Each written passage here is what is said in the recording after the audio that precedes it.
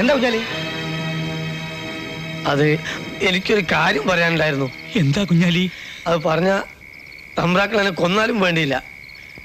ആ മേനെയും കുട്ടിനെ ഇറക്കി വിട്ടപ്പം എനിക്ക് സഹിച്ചില്ല. ഇനി കാര്യം എന്താന്ന് വെച്ചാ പറ.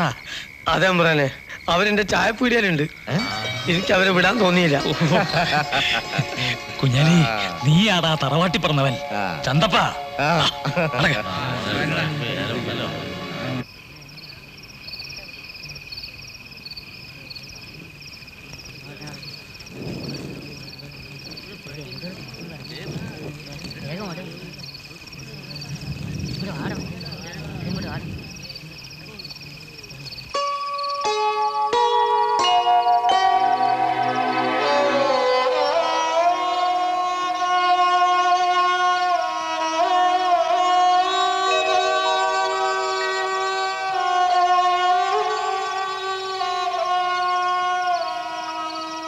മോളെ.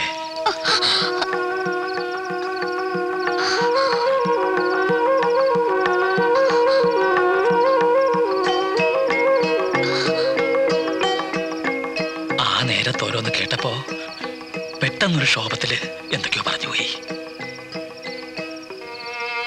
അതൊക്കെ നീ മറക്കണം. നിന്നെ ആലഞ്ചേരിയിലേക്ക് തിരിച്ചു വിളിക്കാനാണ് ഞങ്ങൾ വന്നത്. പറ്റില്ല എന്ന് പറയരുത്. മേനും വരണം. ഞങ്ങൾ വന്നിട്ട് എന്തിനാ? ഏതായാലും അയാൾ വന്ന് എന്റെ കുട്ടിയെ കൊണ്ടുപോകും. അത് ഉറപ്പാ. ഇല്ല, ആരും കൊണ്ടുപോകില്ല. അതെ, പറയുന്നത് ഞങ്ങളാണ്. ഇനി ഒരുത്തനും നിനക്ക് വേണ്ടി ഈ കരയിൽ കാലുകുത്തില്ല. വേണമെങ്കിൽ നിന്നെ അയാൾക്ക് വിട്ടുകൊടുക്കാമായിരുന്നു. കൊടുക്കാതിരുന്നതിന് കാരണം എന്താണെന്നറിയോ? കുറച്ചു കാലമെങ്കിൽ കുറച്ചു കാലം അച്ഛന്റെ സ്ഥാനത്ത് നിന്ന് നിന്നെ കണ്ടുപോയില്ലേ? മോള് കരയണ്ട.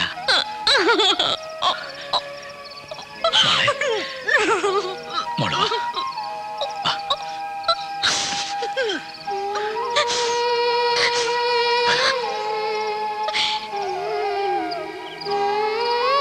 എനിക്ക് 6 വയസ്സുള്ളപ്പോഴാണ് എൻ്റെ അച്ഛൻ മരിച്ചത്. അച്ഛനുണ്ടാക്കിയ ബിസിനസിൻ്റെയും മറ്റു സ്വത്തുക്കളുടെ നടുവിൽ ഒറ്റപ്പെട്ടുപോയ അമ്മയ്ക്ക് ഒരു തുണ ആവശ്യമായി വന്നു. അങ്ങനെയാണ് കേശുവർമ്മ എൻ്റെ അമ്മയെ 2ാമത് വിവാഹം കഴിച്ചത്. ചെറുപ്പം മുതൽ എനിക്ക് അയാളുടെ വെറുപ്പായിരുന്നു. അച്ഛൻ എൻ്റെ പേരിൽ എഴുതി വെച്ച സ്വത്തിലായിരുന്നു. അയാളുടെ കണ്ണെന്നറിഞ്ഞപ്പോൾ എൻ്റെ എതിർപ്പിന് ശക്തി കൂടി. ഇല്ലാത്ത ഭ്രാന്തിൻ്റെ പേരിൽ അയാൾ എന്നെ മെൻ്റൽ ഹോസ്പിറ്റലാക്കി.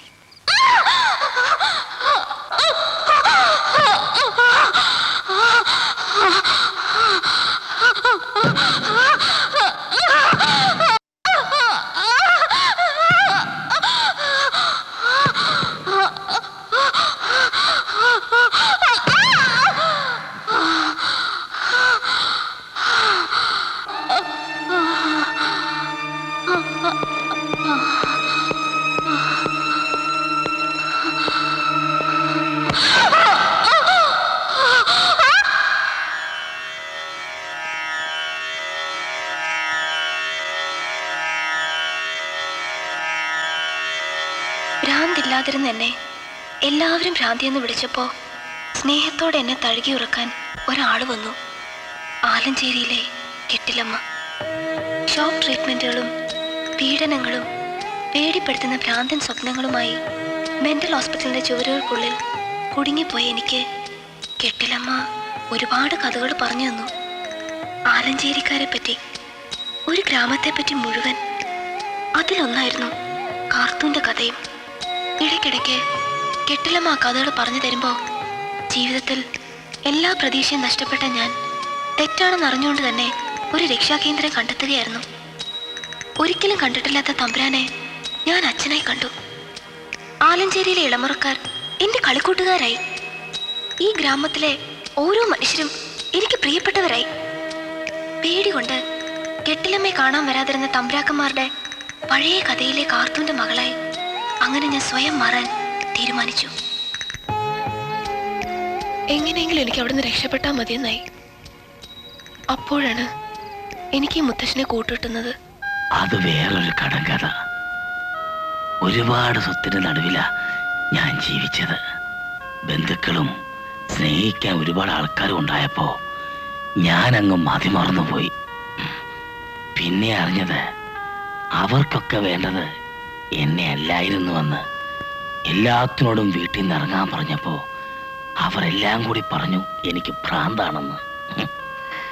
അല്ലെന്ന് പറഞ്ഞിട്ട് ആര് വിശ്വസിക്കാൻ? ഭ്രാന്താശുപത്രി കിടന്ന് ചാകട്ടെ എന്ന് കരുതി. അപ്പോഴാ ഈ കൊച്ചിന്റെ കഥ ഞാൻ അറിഞ്ഞത്. അങ്ങനെ ഇവക്ക് വേണ്ടി ഞാൻ ക്യാപ്റ്റൻ മുകുന്ദമേനോനായി. ഇതൊന്നും ചെയ്തത് മനഃപൂർവ്വമായിരുന്നില്ല, ചെയ്യേണ്ടി വന്നു.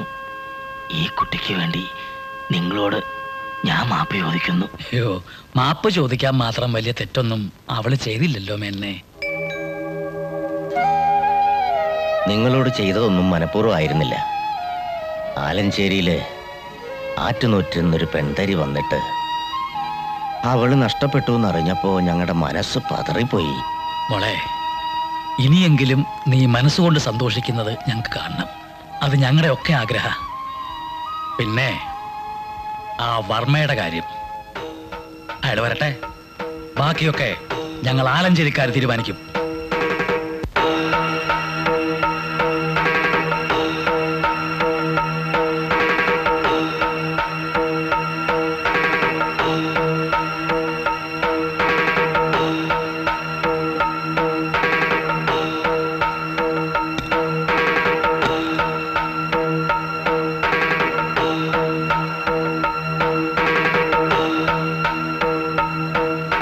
പടച്ചോനെ, അവര് വരുന്നുണ്ട്. അതാ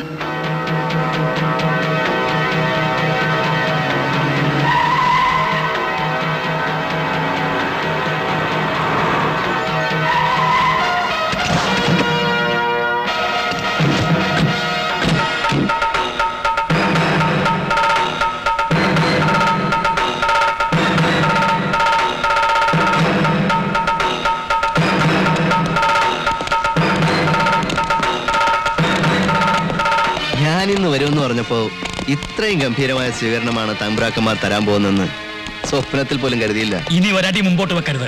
ഇല്ല, എനിക്ക് അങ്ങനെ നിർബന്ധമൊന്നുമില്ല. ഒരു പാലം ഇട്ടാൽ അങ്ങോട്ടും ഇങ്ങോട്ടും കിടക്കണമെന്നല്ലേ. ആദ്യം ഞാൻ അങ്ങോട്ട് വന്നു, ഇനി നിങ്ങൾക്ക് അവളെയും കൊണ്ട് ഇങ്ങോട്ട് വരാം. അവളെവിടെ? ആലഞ്ചേരിയിൽ അഭയം ചോദിച്ചു വന്ന ആരെയും ഇറക്കി വിട്ട പാരമ്പര്യം തമ്പ്രാക്കന്മാർക്കില്ല. അതിനെ ആരെങ്കിലും എതിർക്കാൻ വന്നാൽ അവർക്ക് വേണ്ടി ഇവിടെ ചോരയൊഴുകും. അതിന്റെ ഒന്നും ആവശ്യം വരില്ല. നമുക്കിത് നിയമപരമായിട്ട് തന്നെ അങ്ങോട്ട് അവസാനിപ്പിക്കാം. എന്താ? ആ, ഇത് ഡോക്ടർ വേണുഗോപാൽ. ഇത് അവൾ മെന്റൽ ഹോസ്പിറ്റലിൽ കിടന്നതിനുള്ള തെളിവുകൾ. പിന്നെ ഇവരൊക്കെ നിങ്ങൾക്ക് തിരിച്ചും ഒരു സ്വീകരണം തരേണ്ടി വന്നാലോ എന്നോർത്ത് കരുതിയതാ. വർമ്മയ്ക്ക് ഞങ്ങളെ ശരിക്കും മനസ്സിലായിട്ടില്ലെന്ന് തോന്നുന്നു. അതെ, അവസാനത്തെ വാക്ക് തമ്പുരാക്കന്മാർ പറയുന്നു. തനിക്കെന്നല്ല ഒരു ശക്തിക്കും അവളെ ഞങ്ങൾ വിട്ടുതരില്ല. ഓക്കെ ഓക്കെ, നിയമവും സമാധാനപരമായ നീക്കങ്ങളൊക്കെ പൊളിയുമ്പോ പിന്നെ എനിക്കൊരൊറ്റ മാർഗമേ മുന്നിലുള്ളൂ. അതെങ്കിലും ചെയ്യാൻ എന്നെ അനുവദിക്കണം. ആടിച്ച് നിരപ്പാകണ തമ്പ്രാക്കന്മാരെ.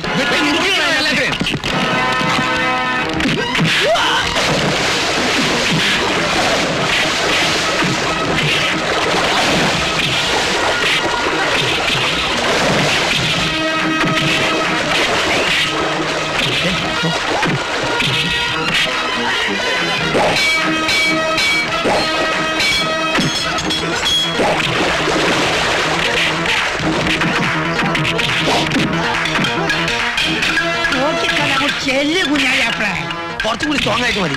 എന്നാ എനിക്കും കുറച്ച് സ്ട്രോങ് ആക്കണം.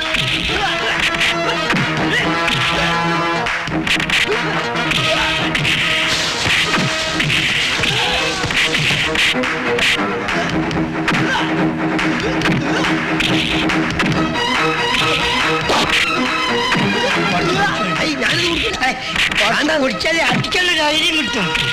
ധൈര്യം കിട്ടും. കുറച്ചുകൂടി കുടിച്ചാൽ ഇപ്പഴെങ്ങനെ?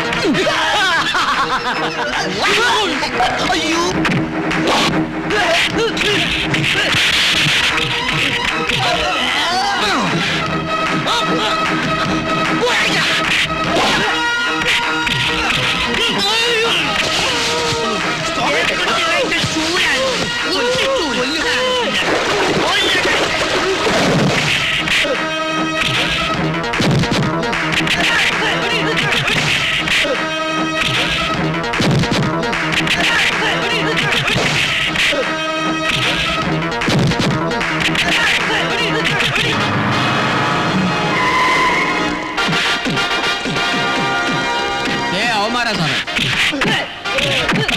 വിടരുത്, എല്ലാത്തിനും തൂത്തുവാരി.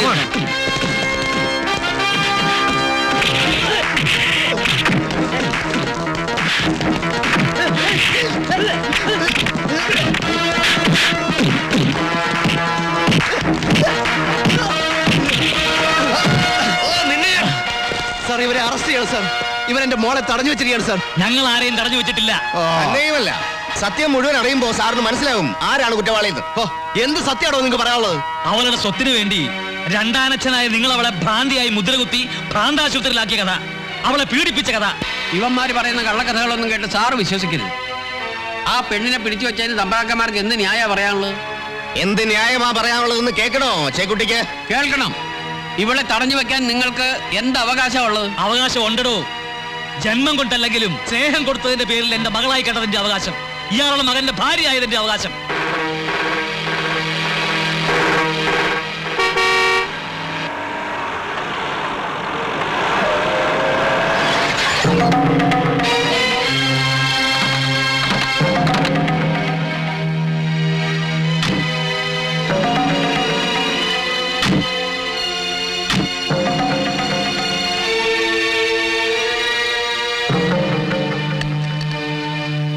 ഇപ്പൊ വിശ്വാസമായോ എല്ലാവർക്കും? എടി നിന്നെ ഞാൻ സാർ ഇവർ പറഞ്ഞ എല്ലാം കള്ളമാണ്. ഇവളെ എനിക്ക് വിട്ടുതരണം. എന്നിട്ട് എന്തിനാ കൊണ്ടുപോയി കൊല്ലാനോ? അത് മുഴുവൻ ഭ്രാന്തിയാക്കാനോ? സർ, ദയവേദന ഇയാളോട് പായിക്കരുത് പ്ലീസ്. ഇനി ഇവളെ ഇവിടുന്ന് ആർക്കെങ്കിലും കൊണ്ടുപോകണമെന്നുണ്ടെങ്കിൽ എന്റെ സമ്മതം കൂടി വേണം. സാറിനിപ്പോ മനസ്സിലായി കാണുമല്ലോ സത്യം എന്താണെന്ന്. സാറേ, ഇനിയും ഇയാളെ നിയമത്തിന്റെ കയ്യിൽ നിന്ന് രക്ഷപ്പെടാൻ അനുവദിക്കരുത്. ജീവിക്കല്ലോ സാർ ഞാൻ ഒന്ന് പറഞ്ഞോട്ടെ. താനൊന്നും പറയണ്ട, ജീവിക്കല്ലോ. സാറേ, ഇവരൊറ്റയ്ക്കല്ല. എല്ലാത്തിനും പിടിച്ചു കൊടുക്കണം. എന്താണ് നോക്കിയിട്ട് താനും കേരളോ? അളിയൻ നിന്നെ രക്ഷിക്കില്ല. സന്തോഷമായിട്ടില്ല.